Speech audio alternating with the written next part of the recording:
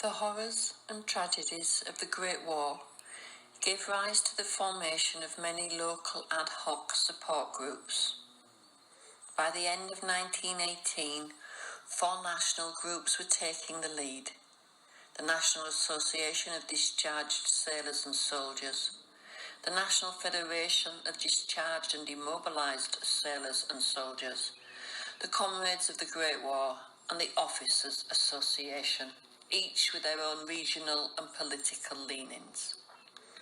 By 1920, it became obvious that to be truly effective in their common desire to ensure that those suffering from the effects of war, physically, mentally and financially, unity was a necessity.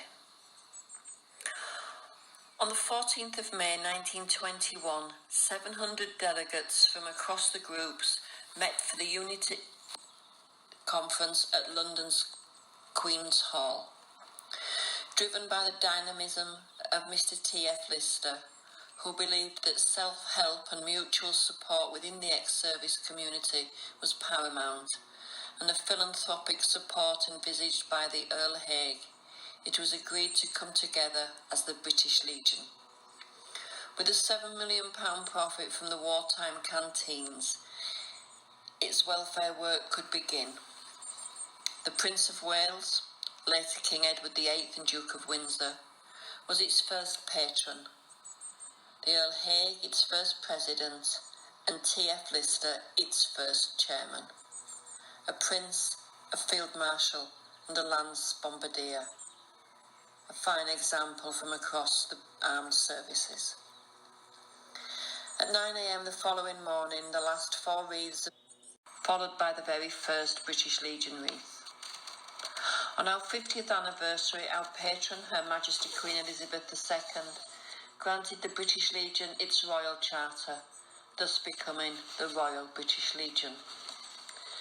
Today, on our 100th anniversary, the current pandemic may have curtailed the planned celebrations, but, led by our current National President, Lieutenant James Bashall at the Cenotaph in London, Legion branches across the world will mark the day at appropriate spots, not only to remember those who pay the price of war, but to renew our avowed intent of service, not self, to ensure the service and ex-service community and their dependents are supported and not disadvantaged by their service, and to take a quiet pride in the work of the Legion.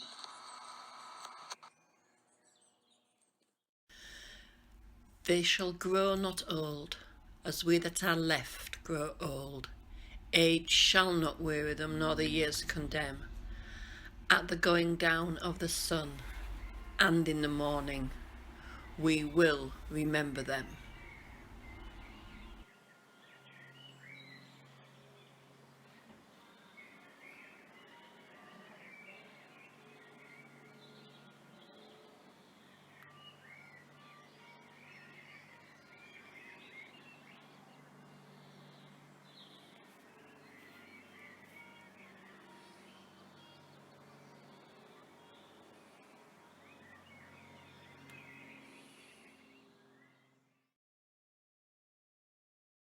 Go home, tell of us, and say, for your tomorrow, we gave our today.